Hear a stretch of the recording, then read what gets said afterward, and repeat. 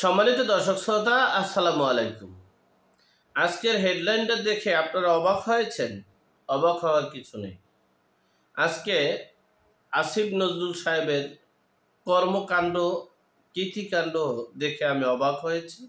সে বিষয়ে আপনাদের সাথে সংক্ষেপে আলোচনা করছি।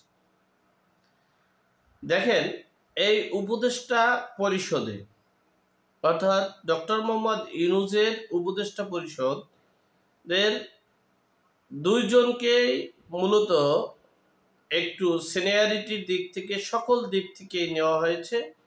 এরপরে আমাদের মাস্টার মাইন্ড মাহফুজ আলম, এই তিনজনই মূলত একটা নির্দিষ্ট কারিকুলামে এবং সব কিছুর মেকানিজম করতেছেন তারা তিনজনে। ইতিপূর্বে আমি অনেকটা ভিডিওতে আপনাদেরকে বলেছি। তে সেই আইন উপদেষ্টা আসিফ নজরুল সাহেব তিনি একটা এই কিংস পার্টির, ছাত্র জনতার পার্টির নাহিদ ইসলামের একটা বইয়ের আত্মপ্রকাশ অনুষ্ঠানে তিনি যোগদান করেছেন। প্রথমেই বলে নেই, বাংলাদেশের কোনো রাজনৈতিক দলের মিটিং মিছিলে এই আসিফ নজরুল কখনো গিয়েছে কিনা, কিন্তু কেন এই নাহিদ ইসলামের কিংস পার্টির সভাপতির বই এর মোড়ক উন্মোচনের জন্য তারা গিয়েছেন, এটা আমি বুঝতে পারছি না। যাই হোক, বিষয়টা একটু বলি।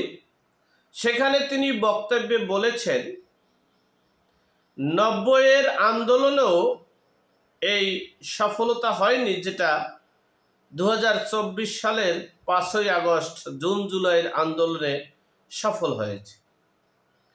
এই জুন জুলাই আন্দোলনের সফল যারা, এই ছাত্ররা, এই অভ্যুত্থানের মহানায়করা, তারা তাদের সামনে আরো অনেক কার্যক্রম বাকি আছে।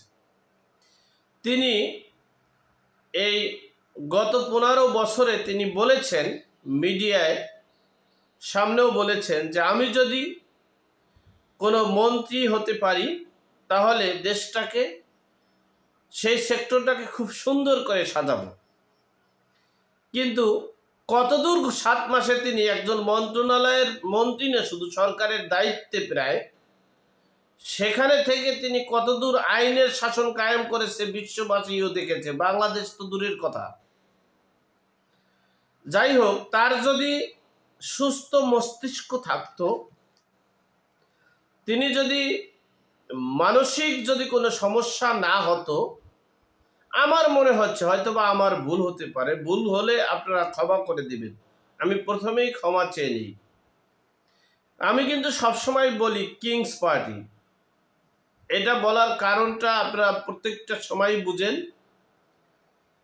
যাই হোক, এই অনুষ্ঠানে তিনি বলেছেন যে ছাত্র জনতারা, তোমরা যে দায়িত্ব নিয়েছো আরো প্রস্তুত হও, আরো সাংগঠনিকভাবে শক্তিশালী হও, তোমাদের সামনে আরো অনেক দায়িত্ব আছে, সে দায়িত্বটা তোমাদের নিতে হবে, আর তোমরাই সেই দায়িত্ব নেওয়ার উপযোগী।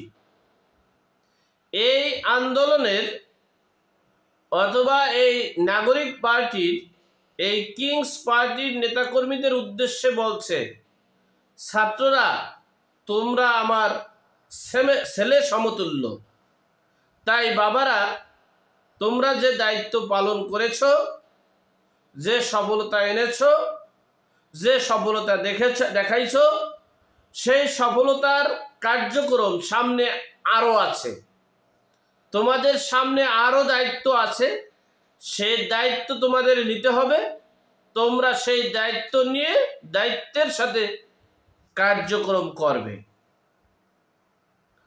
এখন প্রশ্ন হলো,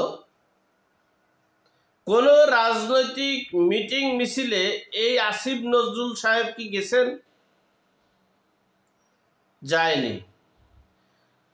প্রশ্ন হচ্ছে, এই কিংস পার্টি আগামীতে ক্ষমতায় আসবে, দায়িত্ব নিবে, দায়িত্ব পালন করবে, সেটা কি তার বলা উচিত হয়েছে? এমনকি ছাত্র জনতারা সেখানে সফল হবে, সেই অনুষ্ঠানে তাদেরকে প্রস্তুতি নিতে বলা হয়েছে। আমরা সকলেই জানি, আমরা যারা বিচার বিশ্লেষণ করি, আমরা যারা পেপার পত্রিকা পড়ি, আমরা যারা রাজনীতির দেশকে নিয়ে রিসার্চ করি, গবেষণা করি, বিশ্লেষণ করি, আমরা জানি এটা কিংস পার্টি। এবং এখানে প্রধান নায়ক হচ্ছেন ডক্টর মোহাম্মদ ইউনূস, মাহফুজ আলম এবং আসিফ নজরুল সাহেব, আমরা সকলে জানি। কিন্তু একজন সুস্থ মানুষ সেই জানাটাকে প্রকাশ করে এই ঢাকঢোল পিটানোর মাধ্যমে এই কিংস পার্টির ধ্বংস হতে যাচ্ছে, এটা কি তিনি বুঝেন? তিনি ঢাকঢোল পিটানোর দরকার কিসের? আমরা সেটা জানি যে আগামীর নির্বাচনে কিংস পার্টি ক্ষমতায় নেওয়ার জন্য যা কিছু দরকার এই আসিফ নজরুল সাহেব, মাহফুজ আলম এবং ডক্টর ইউনূস করবে, এটা অবাস্তবের কিছু নয়। 28শে ফেব্রুয়ারি যেদিন নাম প্রকাশ করবেন তার পূর্বের দিনও এই আসিফ নজরুল সাহেব বলেছেন যে আমি আখতারুজ্জামানকে বলেছি তুমি আর কত মাইর খাবে। সে স্মৃতি বিজড়িত কথাও আমরা শুনেছি। কিন্তু আমি তাদেরকে বলবো, এই কিংস পার্টিকে, ছাত্র জনতার পার্টিকে ধ্বংস করার জন্য আপনারা ঢাকঢোল পিটানের দরকার নেই। আপনারা আপনাদের কর্ম করে, মেকানিজম করে, মাস্টার মাইন্ডের মতো বিতর্কিত না হয়ে একটু দেখাইয়া দেন যে কিংস পার্টি ক্ষমতায় যেতে পারবে, যেতে পারে, যেতে যাবে। কিন্তু এই ঢাক ঢোল পিটিয়ে দেশটাকে একটা বিশৃঙ্খলার দিকে সৃষ্টি করিয়েন না, দেশটাকে একটা বিশৃঙ্খলার দিকে ধাবিত করিয়েন না, দেশটাকে একটা মব তৌহিদি জনতার দিকে ধাবিত করিয়েন না। একজন সুস্থ উপদেষ্টা হলে তিনি পুলিশকে বলতে পারে না শাহবাগীদের, আপনারা পুলিশকে ফোনে বলছে যে শাহবাগীদের দমন করতে হবে, লাকিকে যেভাবে হোক গ্রেপ্তার করতে হবে, গ্রেপ্তার করে জিজ্ঞাসাবাদের কথা বলে যা করার করণীয় আপনারা করবেন। লাকিকে এবং শাহবাগীকে শক্ত হাতে দমন করবেন। অপরদিকের পুলিশ বলছে জি স্যার, হয় স্যার, জি স্যার। এই যে একজন সুস্থ মস্তিষ্কের মানুষ হলে এইভাবে দেশের বিশৃঙ্খলার সৃষ্টি করতে পারে না। এই যে বিশৃঙ্খলা করে, ভবিষ্যতে কিংস পার্টির কি যে করুণ অবস্থা হবে একমাত্র আল্লাহ পাক রব্বুল আলামিন জানে। ইতিমধ্যেই বিএনপির নেতাকর্মীরা বলছে যে বিএনপি যদি একবার ভুসে ওঠে তারা গর্তে যাইয়াও পালাতে পারবে না, গর্তেও পালাতে পারবে না। তারপরে তাদের বোঝা উচিত যে দেশে আমরা বিশৃঙ্খলার সৃষ্টি করব না। সুতরাং এই আসিফ নজরুল সাহেব সহ উপদেষ্টা পরিষদেরকে বলবো, আপনারা সেন্সলেসহীন, মানসিক ভারসাম্যহীন কাজকর্ম করে দেশে একটা বিশৃঙ্খলার সৃষ্টি করিয়েন না। আমরাও চাই ছাত্র জনতার দুই সাপের একই বিষ, নৌকার ধানের শীষ থেকে যে জনগণ চায় না তাদেরকে, তারাই এই ছাত্র জনতাকে রিসিভ করবে, কিন্তু সেটা প্রমাণ করবে নির্বাচনের ভোটের মাধ্যমে। সেখানে এখনই বিশৃঙ্খলার সৃষ্টি করে দেশটাকে একটা নৈরাজ্যের দিকে ধাবিত করবেন না।